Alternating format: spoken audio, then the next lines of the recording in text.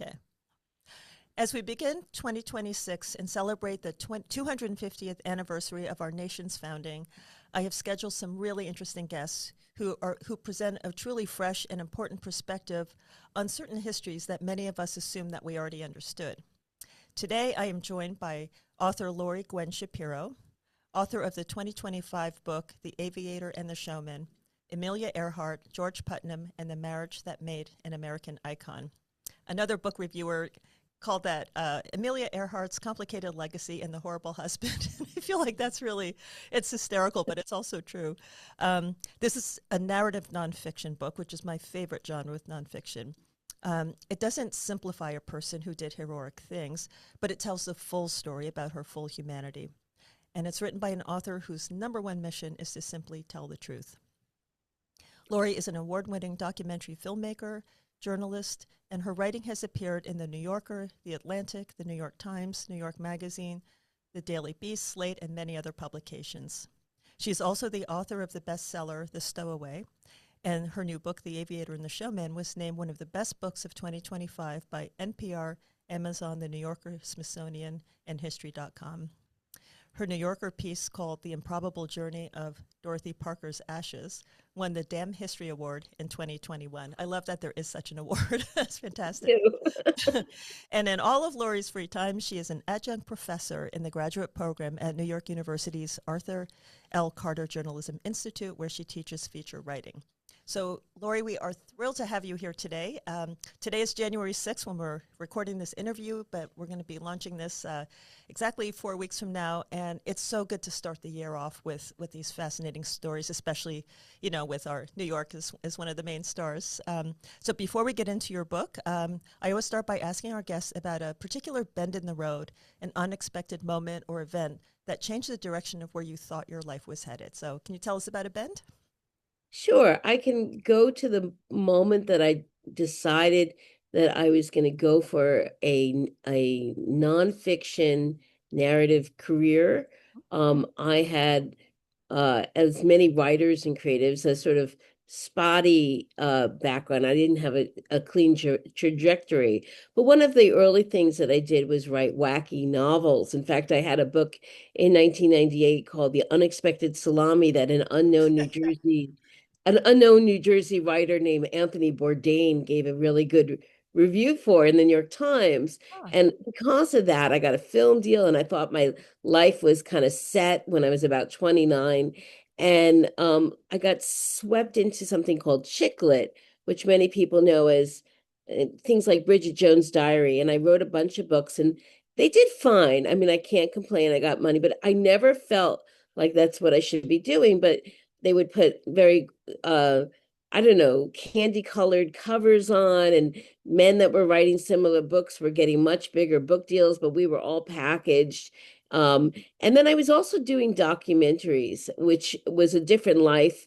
I was going around the world doing deeper stories, and there came a moment in my writing career where I did not want to be writing these funny wacky novels anymore. I'm also older, I'm not living the same life. And I told my agent, um, I want to be in the New Yorker. I want to be writing nonfiction. I want to be writing for the Times. And she said, very nice person. She said, well, that's not who you are. And that is the moment I decided, no, actually, I know who I am.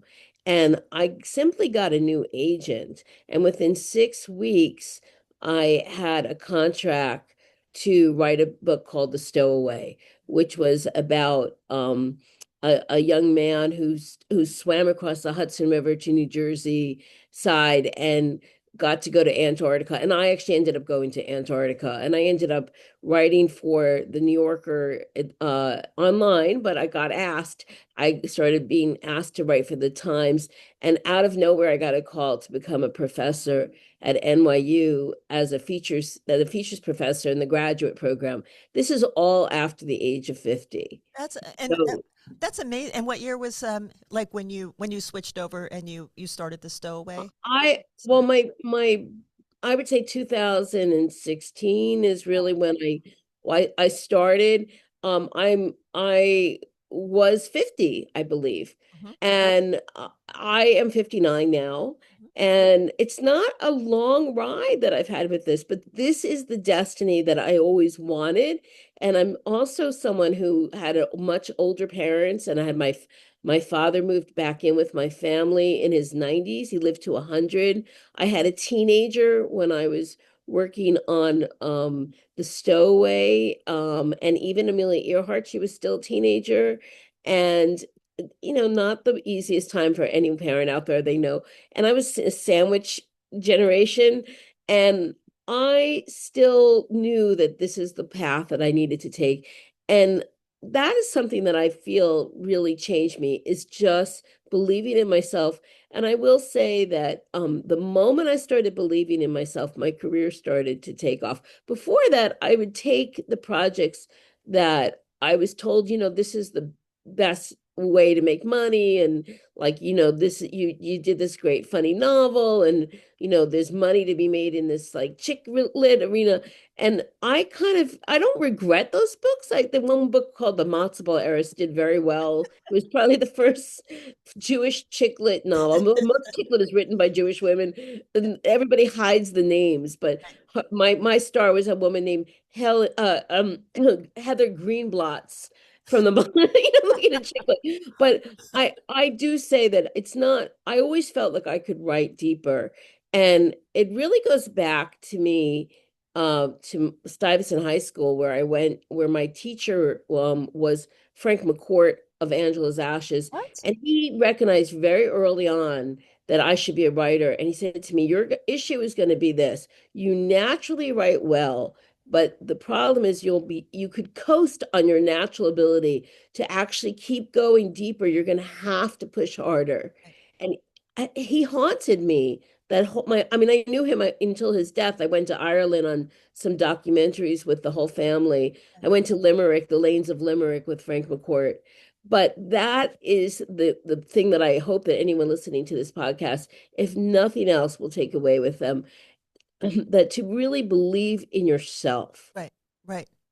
But you knew yourself in high school, but then you had one of the most brilliant memoirists, and his brother Malachi too was remarkable. Like, Malky, I wrote a piece for the New York Times a few years ago when Malky got kicked out of hospice for living, and it was really? a great read. Yeah, it was. I have the most great reads at the New York Times, I believe, and I don't write on staff for them, but everything I was told that I don't do is what I do now. Isn't that is so inspiring. We're definitely going to make sure that people, that'll be like a pull quote from this for the publicist. Note to self.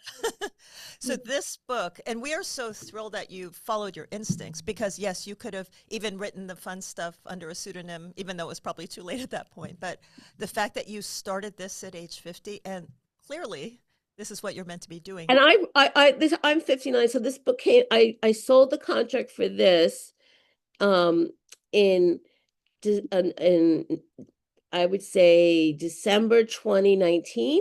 Mhm. So the world had not known about the pandemic yet. Oh my. My father was dying. He was 99 and a half. And he knew that I sold the book. He read the proposal. He was so excited. He said I could die now. He had a real New York sense of humor. And I got my initial research done. I went to Purdue University, where a lot of the Amelia Earhart archives Yeah. are, and I went to Harvard. I found archives, we'll talk about this later, but I got that done. And then the pandemic hit, and my father died in January. Oh So my. it was just this crazy, but that was 5 years ago. And we could talk about this later. I just sold my next book, which I'll hint at, the last day of December. So Oh my gosh. December is a good time for me, but it's new beginnings always. But I will say that this book took 5 years. Oh, when I was that's what this is. This book is remarkable. I'm physically holding it for those of you who are watching this on YouTube, and we'll include all these notes in the show notes. 500 pages, and just looking at the index and the references and the photo credits, it's remarkable. I can feel the weight of your research here. It's remarkable. Thank you. Um, your author's note had me immediately drawn in, but the way I first quote unquote read your book was spending a lot of time with two sets of beautiful, photographs within the book. And then I went back and read and got all the backstories. Then I would look at the photos again, and then you're imbuing that with the the layers of meaning that you now know. I want to say something about photographs. A Yeah. lot of people don't know that authors have to pay for that. So if you get a nonfiction book, you get an advance. Okay. Um, And you don't have to give back the money if it doesn't sell. You just might not sell another book again if your book doesn't sell. But Right. you authors are responsible for the photos. And many of the Amelia Earhart photos that we know are through services like Getty, and you people see the same photos over and over again. And I'm saying some pretty wild stuff in my book, and I wanted photos that really supported what I was saying, that people could see this is not made up. And I had to spend a lot of money to find photos. And I actually worked with a researcher on top of my own research to try to find photos that no one had seen that I could actually clear. And so I'm very happy that you enjoyed the photos. And I I wrote the captions as well. Oh no, I mean it's worth the investment in every way. I didn't realize that financial investment too, but when you talk about that leather jacket, I'm gonna go forward a tiny bit. You talk about a leather jacket that she had. She wanted to be taken seriously and be courageous and all of that, so she had this leather jacket, but it looked too brand new. And tell us how she kind of oiled it and slept in it, and So yeah, she and we spent see a that day to picture. sleep. She spent a day to sleep in it, so that she'd be taken more seriously. This is when she was a young pilot out in California, Yeah. try in Los Angeles, a very different LA of the early 20s, where she was out there on her summer break from Columbia University, where she was in the extension program studying to be a doctor. But her parents were going through the beginnings of what looked to be a brewing divorce. So she volunteered. She had a sister. She said, "I'll go out there," and that is where she learned first. Learned how to fly over the summer break and decided to stay out of. She didn't want to be a doctor at this point. She decided she wanted to be a pilot. Right. So tell us before we want to talk a little bit about Amelia's early life and then get into George Putnam, and then part three we want to talk about them together in the Sure. influencing. It's so shocking and fascinating, and especially to think of all of this before the age of media and social media and viral this and that. It's fascinating. So she was born in Kansas, and just give us a very light sketch of that. They moved Sure. around a lot, right? And I will tell you that one of the things I love to do as a narrative nonfiction person is actually go to the sites that I'm researching. So you're not getting it out of book, you're seeing it for yourself. So I've been to all of these places. I just want to Yeah. emphasize I've been to Atchison, Kansas, which is sort of the Graceland for Amelia Earhart fans. There's a whole industry in Atchison, Kansas. But anyone who's a super fan should really go there. There's a lot to actually Mhm. see. There is the Amelia Earhart Birthplace Museum, which is run by the 99s. And then there's a brand new museum called the Hanger Museum, which is really a STEM museum, which is wonderful. But that is where Amelia is born. It's very interesting. Her grandfather has a lot of money. Atchison used to be one of the wealthiest towns in America because it was where the railroad would begin to go west. Mhm. And her grandfather was a judge and a lawyer. And this is her mother's father. And her own father was a very brilliant lawyer, but he came from a much poorer background, and he became an alcoholic. Mhm. And this is really a lot of who Amelia Earhart is, because she lived with her grandparents, even though her parents were near an hour away in Kansas City, Missouri, with her sister. Her grandmother was very lonely after the death of one of her children, and so they lent out Amelia. But she had nannies, and there was a lot of property. She grew up with a wealth, Mhm. but her family didn't have any money, her immediate family. And later on, there was a split between the grandfather and the father, and they traveled a lot. Mhm. And Amelia Earhart went to 7 different schools for high school, Mhm. and they were always covering up that the reason they were traveling was because her father kept losing jobs. Mhm. He was a very smart man who drank, and that is where a lot of Amelia Earhart's personality of keeping a lot of the stuff inside begins. Mhm. And then on top of it, she's a Midwesterner, which is a different type of personality than, say, a Lower East Side gal. Right. And but you really see that her need to have poverty under control. She does take a job as later on when she's in Boston as a social worker, but as you'll find out with George Putnam, there's always this carrot of security that you need. Right. How do you live a life where you can actually not have to chase the wolves from the door? Right. Exactly. Survival. Right. Absolutely. So, Putnam. So George P. Putnam, big publishing family. And he was reckless. He was an opportunist. He's been described as the P.T. Barnum of the publishing world. And I think you have description in the book. You have described him as a Machiavellian careerist, a Yes. gentleman racist, and a I don't mince pathological words. competitor. I mean, that's and he did things like he would you know patterning her after Lindbergh, creating a Lady Lindbergh That persona, haircut is not that literally. haircut was Because when you see created. the more natural photos of her that you brilliantly included in your book, it is not like it literally, this was a fine-tuned, created persona. Uh, Absolutely. You have to understand that in 1927, Charles Lindbergh won something called the Orteig Prize by going across the Atlantic alone. His publisher was soon George Putnam, who used his connections at the New York Times to get him an offer in Paris when Lindbergh landed broke, and he got a Putnam book deal. Putnam's other big author was Richard Byrd, who was one of the subjects of my book, The Stowaway. That's the Antarctica angle. And so in the late 20s, the rock stars of America were the aviators. mhm, And one man was the publisher to all of the three biggest ones, which was Lindbergh, Byrd, and Amelia Earhart. And that man was George Palmer Putnam. So right, you could say, even though I was an Amelia Earhart fan as a child, as almost all of us were, I really came to this story through the stowaway, through seeing how George Putnam worked to get books. One of the things he did is he would give book deals to very young people. There was a young kid on the Antarctica expedition that got a Putnam book deal.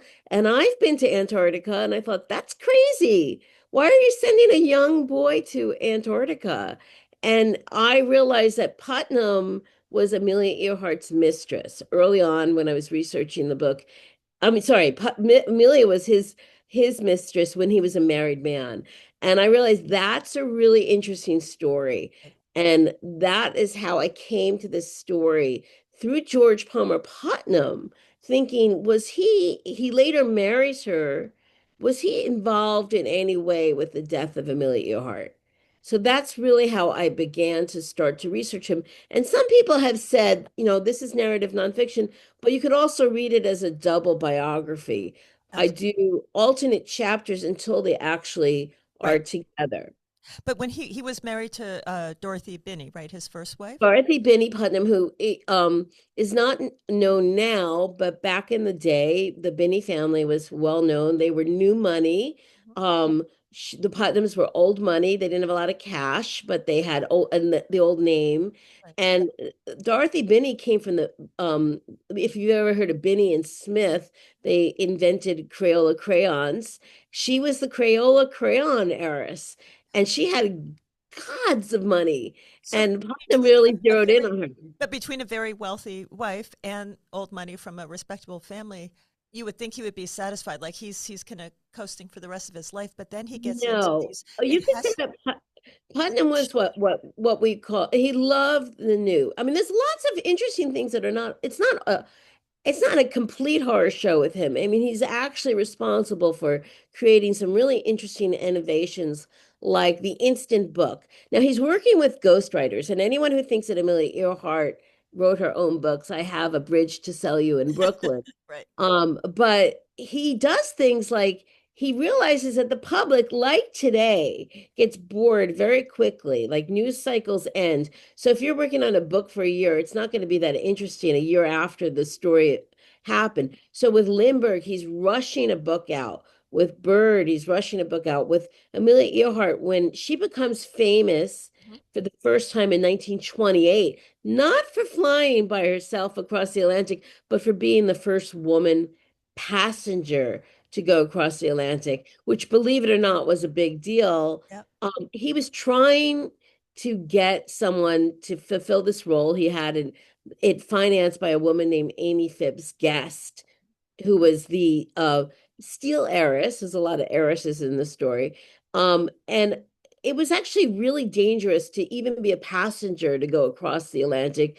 And but the money was there for anyone that would do it. Mhm. And you could get a book deal or a film deal, a silent film deal. And seven women tried to go across the Atlantic before Amelia Earhart, whether they were passengers or pilots, they all died. This is from 1927 to 19 June of 28. So Wow. when she goes across the Atlantic as a passenger, it's front page news, and she feels a tremendous amount of guilt because there's a ticker tape parade Yep. in New York. There's parades everywhere. Nobody actually knows the guys' names who actually did the flying. They just think Amelia Earhart. And Putnam has basically chosen the most photogenic person, has crafted her to look more like, Crafted her. That's exactly right. yeah, like Lindbergh, and has put out a nickname, Lady Lindy, and has a book for her 6 weeks after she returns, which is, of course, ghostwritten. Right. Exactly. Um, and even before that, like he had these boys books for boys. This whole series. Can you tell us about that? Where they'd go on adventures, including his own son, that were Right. literally like life or death in some cases. Right. The first one was pretty safe. It was his son. He was going on a Greenland expedition, but of course that was ghostwritten. But it was supposedly written by him. But he had his tutor, doing a little noodling here and there. And it was such a big hit that he realized there was a much bigger market out there for young books, that these hit the adult bestseller list. His book by his son, who was not a good student, Mhm. was the number four um, best-selling book in 1925 on the adult list. It was, about, David Binney Putnam was the author. He was super famous back then. That unleashed a whole, before he met Amelia Earhart in 28, he started to do young authors on these crazy expeditions, and one or two of them wrote them themselves. Most of them were ghostwritten, but he would send them on crazy expeditions, like to Africa where they're shooting lions. There's like they're going to volcanoes. There's one where he sent a kid with a what was later revealed to be a pedophile down to the Caribbean. I mean, it's crazy. And this is they had to sign over waivers.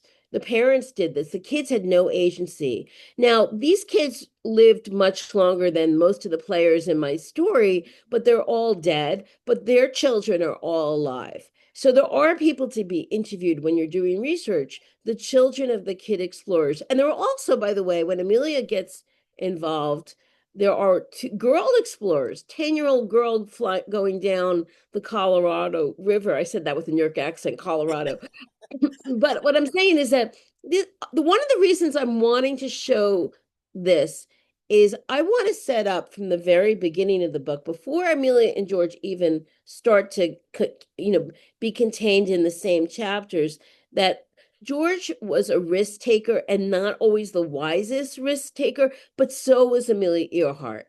When she goes across the Atlantic as a passenger, she knows that seven people have died. She knows that the man that's flying the plane is an alcoholic. Alcoholism has a lot to play in this book, and will even in the last flight with Fred Noonan. But in 1928, Wilmer Stoltz is a good pilot, but she's literally throwing bottles of alcohol out the window as she's leaving. But she's in she's 31. She has, which is old in 1928. She wants her life to count. Mhm. This is a way to maybe make money, but also to have some influence in the world. But it's reckless. Right. It's reckless to get, and that plane almost does not make it. And most of the flights that she will take, she is being touted above her own flying ability. In Right. this particular case, she's not flying the plane, but she takes risks. So Right. when these two get together, that's a recipe for Oh, disaster. completely. It will catch up with them. And then she, at one point, I think you say that she didn't perceive herself as interesting with a complex backstory, but she would literally do anything for him. But this is interesting. So on the sixth time he proposed to her, and this is a quote, I think a letter she wrote him, and I'll just read it. You have this in the book. I want you to understand, I shall not hold you to any medieval code of faithfulness to me, nor shall I consider myself bound to you similarly. I may have to keep some place where I can go to be by myself now and then, for I cannot guarantee to endure at all times the confinement of even an attractive cage. I mean, in that time period, like, Well, this is you have to understand that this is the end of the 20s, the beginning. She actually got married in 31, but there's a big book out uh uh about a divorced woman. A lot, even his own wife is this is in the zeitgeist. Sort of women women keeping their last names.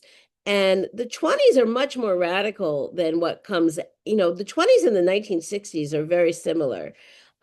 We become, America ebbs and flows on how conservative we become.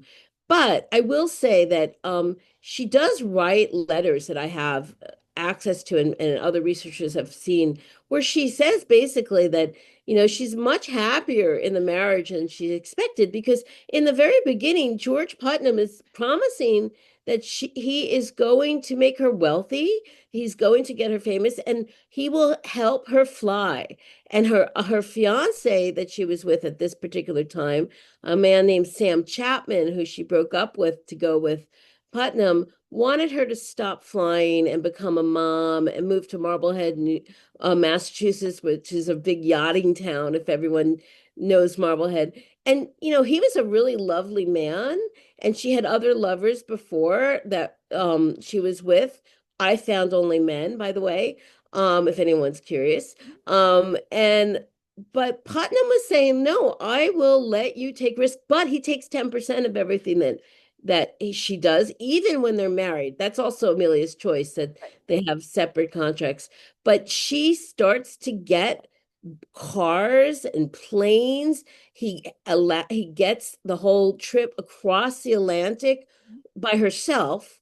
He's trying to time it 5 years after Charles Lindbergh's trip in 1927. So in 1932, she's supposed to go to Paris. mhm, Now we're going to get into the part that she's not as good a pilot as she was being touted. And she ends up, of course, landing in a cow field in Derry, in Ireland. But, she's the second person to go across the Atlantic, man or woman. So you can't say she can't fly, because she can't go across the Atlantic by herself, but she's not the best pilot in the world. right. She's okay, but she even her friends, and many of these people I found on never before listened to tapes, like Louise Thaden, who was one of the best pilots in the world. Other people that knew her said she was not very good with navigation in particular. But Eleanor Smith she was, I think, considered the best pilot of 1930, like solid skills. But Amelia had the Queen of the Air persona that Putnam created. Well, Right. Eleanor Smith is a big character in this book, because she is a New Yorker that rises out of, her father was in vaudeville. She started to fly when she was about 8 years old. She's the youngest person to get a license. I think she was 14, 15, 16. I have to check that. But by the age of 16, she does a stunt where she's flying under the East River, under the bridges, the Brooklyn, the Williamsburg, the Manhattan, and the Queensboro Bridge. And her hero is Amelia Earhart, because she crossed the Atlantic, and she's suddenly famous, and she's an incredible pilot. And Putnam is perceiving that his older lover, who's Amelia Earhart, and I will say they were actually lovers, that he was still a married man, is under threat Mhm. by the rise of Eleanor Smith. She, by the way, was the first woman on a Wheaties box when she was a young woman. She was a hero to many. And what he promptly does is try to put the kibosh on her career, and sign her up to be flying Amelia Earhart and saying that Amelia did the flying. By 1929, he puts out that Amelia got the fourth transport license for a woman, which is a lie, Mhm. which is an actual lie. And Eleanor went up in a plane and was saying Amelia couldn't fly that well. Now she eventually does get the transport license, and other biographers said that Eleanor was lying because how could she be a bad pilot if she had a transport license? But as my book proves, and even the Smithsonian has conceded, she does not get that license in 1929. It's just BS. Now, she never says it. Right. Putnam says it and then says, oh, we lost it, the credentials in the mail. But if you look at the actual papers on all records, that license comes 18 months later after she got very Wow. exclusive secret training. And She's trying to catch up to didn't the other. correct, like What? when that fact was out, she didn't correct anybody. She was just quietly. No, she so like we don't know that she also he sends Amelia with a check for $25,000 to Delaware to get the plane that she's going to do a stunt in. And all of this has been said repeatedly by Eleanor Smith over and over. And I fact checked the heck out of everything. And I found out that she was telling the truth. And also one of the crazy resources for me on Eleanor Smith, believe it or not, her daughter is alive. She's still alive. Eleanor Smith was only 16 when she became a famous pilot. So her daughter is in her 90s and was one of my sources as well, and has incredible evidence as well. Wow. So there's people when obviously this Amelia Earhart was born in 1897. But George Putnam was 10 years older than her and born in 1887. So they're dead and their friends are dead. Her sister lived a very long life, um, and gave a lot of her archives to Radcliffe, which is now part of Harvard. But one thing that I will tell anyone who is interested in ever doing this kind of research, never work with the estate because the estate has their own agenda. Sure. Now, here we go. The Putnam family, they don't want it out there that George Putnam is this Machiavellian guy. They're trying to soften it at all costs. And if you biographers that have worked with the estate try to put him off as just a prankster, he's faking his own I was going to ask kidnapping. after she disappears, like he faked a kidnapping. He also walked before she disappears. He, in 1929, after the desperation of the stock market crash, he tries to change the subject. He's in the news for a big divorce for not having money, and his wife is giving him a Reno divorce. He's trying to change the topic. I don't know what that sounds like. And he puts out that Putnam Books is being blown up by fascists, and he fakes the own letters. I Sure. mean, this is not a prankster. This is someone who's Machiavellian, and he's writing his own. I mean, there's pictures of him where he's actually gagged and bound. I mean, this isn't funny. There are people that are affected by this.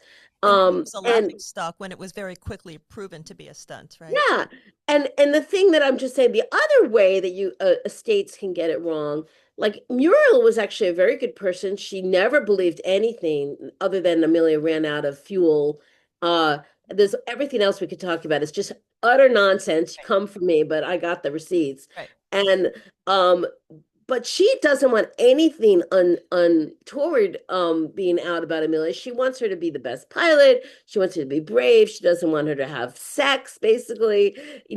Amelia Earhart had a pattern of looking towards powerful men to be able to fly. Now, this is how many women had to operate back in the day.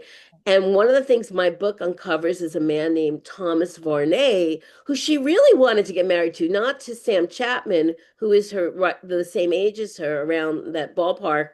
He was a multimillionaire in her early 20s. He was in his mid 60s, had made money on the bicycle craze of the 1890s, and became the Billboard king of California. And that on record, and I have her sister talking about this, and other people talking, and Netta Snook, her flight instructor, always alluded to it, but she wanted to marry him. Mhm. And her sister, on audio tapes that I was listening to, and they were very muted and whispered, but my husband works in audio, and I was able to take off all the fizz and pump up the audio and actually just start listening, like, wow. And that's who Amelia wanted to marry. So when she marries Putnam, that is not the first time that she's trying to marry a powerful man that will Yeah. keep her flying. Exactly. And maybe she was more like infatuated with him or enticed by, because then he got her into, after the first flight, he got her into these deals like she was connected with Cosmopolitan magazine. There was a clothing line, a luggage line, Yeah, and I different see a signatures. They were lot. all made up. It was not like, And I see a lot. I've even seen children's books. It makes me so sad. There's children's books about Amelia Earhart's oh, fashion line and all this oh, stuff. I know. And and all of that is nice if you believe the press releases. Right. But of course she's not designing the clothes. If I said before, if you want to believe that she wrote her books, that, I have a bridge to sell, but do you think Kim Kardashian is designing her own clothes? And I found the name of the person designing the clothes. I don't want to say that Amelia Earhart didn't do anything because she's doing something very important around this time.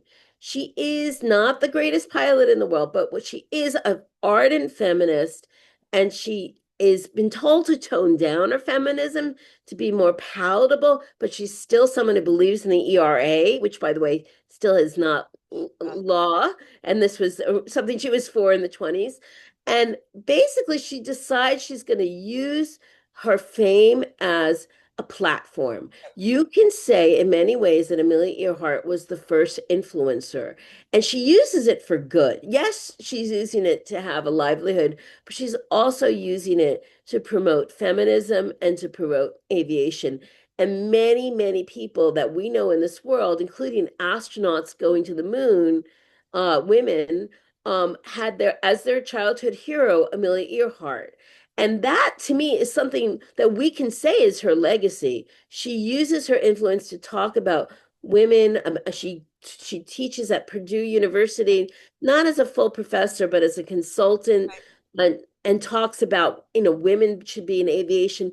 This is all important stuff, but all the stuff about her designing her clothes and being an editor at Cosmopolitan is just nonsense. And when you look at the pictures of her in those settings versus her in her own field, it's night and day, Fine day. absolutely. And Um, she also, by the way, gains 10 pounds and she looks fantastic.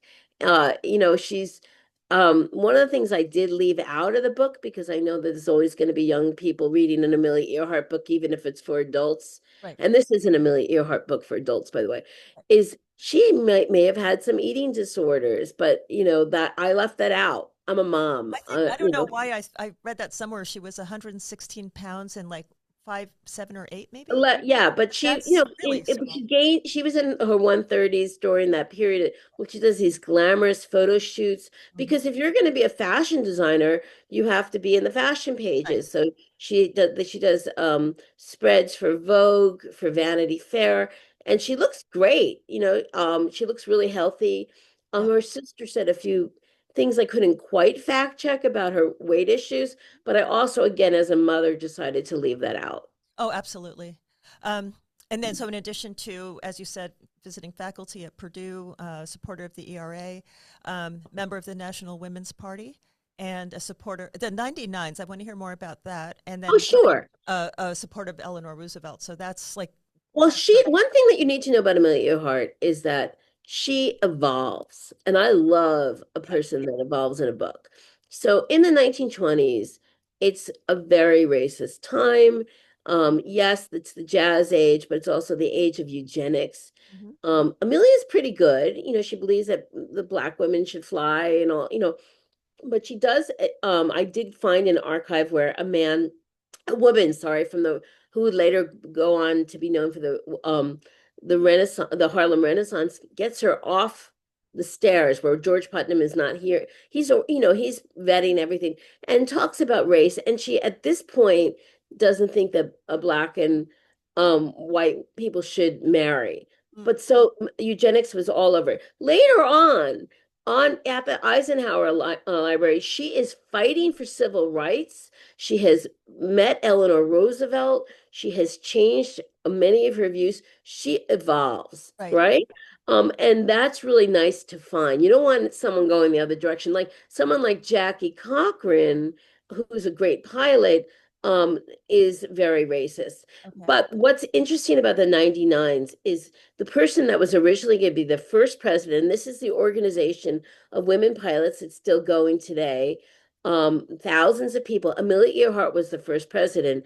Louise Thaden was going to be the first president, someone who's one of my sources on tape. She was a great pilot, but she didn't have the kind of influence that Amelia Earhart had because of Putnam, Hmm. right? Right. And she basically in 1929, when she's not a great pilot, as evidence, she's again being touted as having the fourth transport license that she does not have. She's in a race called the Women's Air Derby. If anyone has ever read Keith O'Brien's excellent book, Fly Girls, that's the story. She's not a great pilot, but she comes in third because they bend the rules. And you know what? Louise Thaden wins, but she says, look, Amelia, you should be president Hmm. because people are going to listen to you. You'll get press attention. And she does. She becomes probably not her first choice, but she becomes the president. She's a great organizer. Right. The Right. 99s come from the first 99 women pilots in America, and they're asked to be part of this organization. Now, here's where history is not clean. They are not the only women pilots in America. They are the 99 white women pilots. Oh, wow. Okay. But Yeah. again, that's just the way it is. I mean, it's the time. Later on, the 99 certainly have black women in their, now. But she becomes the first president and she's fighting sexism in the industry. Later on, there's very clear words that you can see that they're not letting black people into the 99s until much later. And then Okay. that comes from Jackie Cochran, Okay. which she's the second president. But this is a basically all these rivals have found each other and have become friends. And they realize it's sort of like being like in a broadcasting or newspaper group, and you're kind of going for the same stuff, but at the same time, there's more power together. Oh, And absolutely. it's sort of that's what the 99s becomes. And they're still fighting misogyny in aviation Oh, I'm today. I'm glad to hear that she did evolve in terms of the racism. 'Cause I Absolutely. I think want everyone to feel oh she's yeah.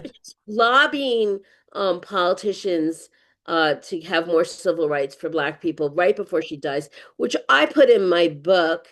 I found this when Jackie Cochran was interviewed in the 1970s, and she put her archives in the Eisenhower Library because she was a very big Eisenhower supporter, and she starts talking about Amelia Earhart to a man named Stuart Stern, who wrote the movie Rebel Without a Cause, Wow. and he wanted to do a movie about Amelia Earhart.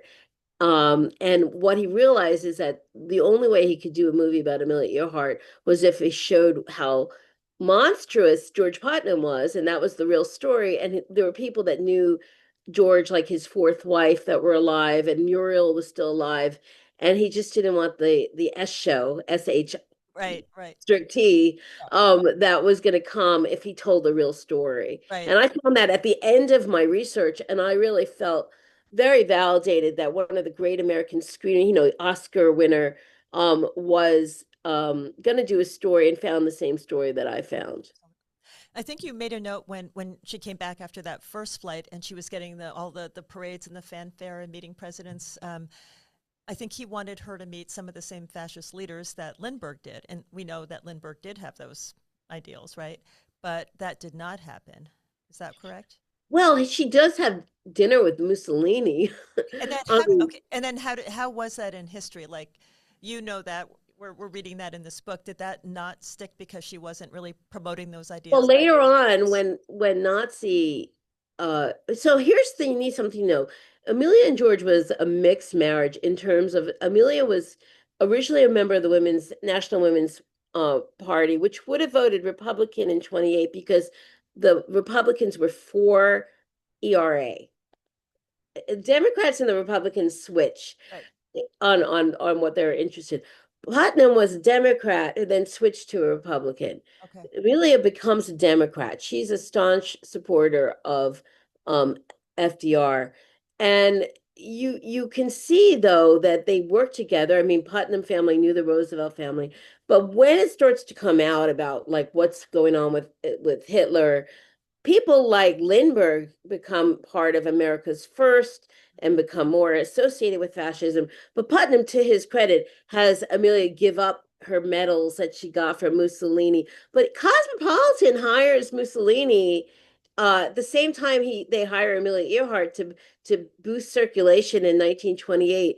And one of my favorite lines in the book is that Amelia Earhart was the nicer person, but Mussolini was the better writer, you know. But his columns are He literally like wrote for incredibly misogynistic. You can't and even on believe what topic? Oh, I don't even want to think about it. women. Okay, that is Mussolini writing as a writing for Cosmo, and they were both hired the same month to boost circulation. And you know, it's so like history is it's important to look at. You know, Hitler, as we all know, was elected. yeah. I And mean, the you whole have to look at culture. history. Oh my gosh. That I think that's the most shocking part of your whole book. I didn't writing for Cosmo. That's bizarre. Oh my gosh.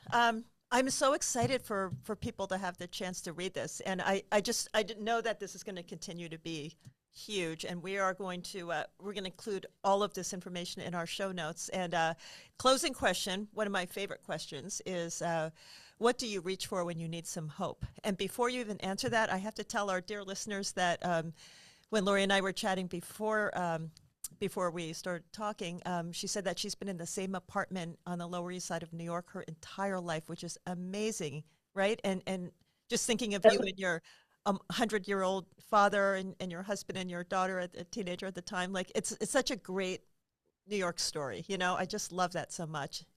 And my dad was very useful for, and my aunt, everybody in my family lives to 102. I love And it. I would just fact check about, Yeah. what was going on in the 20s. And my dad used to swim in the East River. I know. That's So the fantastic. thing I was going to say is, if what gives me hope, I joked when we had like a few seconds before we started filming that a coffee gives me hope, Yes. but but to reality, what really gives me hope is I'm a reader, and I'm also a professor at NYU in journalism, and I tell my students you can't be a good writer unless you're a good reader. And when I don't know what to do, how to carry forward on writing, I turn to great writing and I read and I read and I read. And then I often can see the way that forward just by being influenced by reading. And Right. libraries give me hope. I have to Good. be really honest with you. I know that this is a library podcast, right? Yeah. But Yeah. my library that I use is the New York Public Library. One of the great things that they do is they give people with book contracts a free office and called the Allen Room. You Really? have yeah, and they also often give journalists. And I was able to during the pandemic work very quietly in the Allen Room. Back then, I had to wear a mask, but now I don't.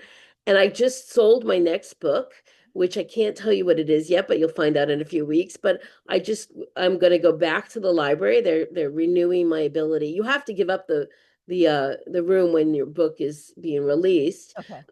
But libraries, I walk into the New York Public Library with the lions, with Yeah. patience and fortitude, and I well up almost every time.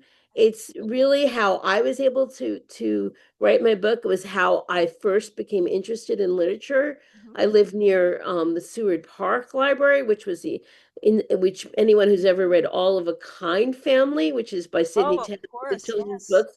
That's where they go to the library. My dad was an immigrant. He had the nickname Shakespeare Shapiro because he was very poor, but he lived next door to the library and he would read every book. And he ended up going to Columbia summa cum laude, an immigrant kid. And because he went to the library. So that would be, my joke answer is coffee, but my true answer is reading in the library. Oh, A, a two, a twofer there. here you can put here you can bring your coffee as long as it has a cover into Well, the library. There you go. Life is the perfect. one thing is that you can do in the library now, and I don't know with Ridgewood, but there is a cafe area, and you can't bring No, material down there, but you could take your laptop yeah, down there. yeah, yeah. Keep it in the lobby.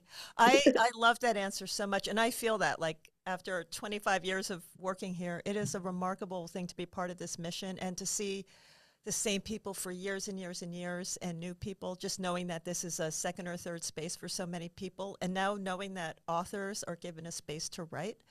Yeah, It's and it's something else.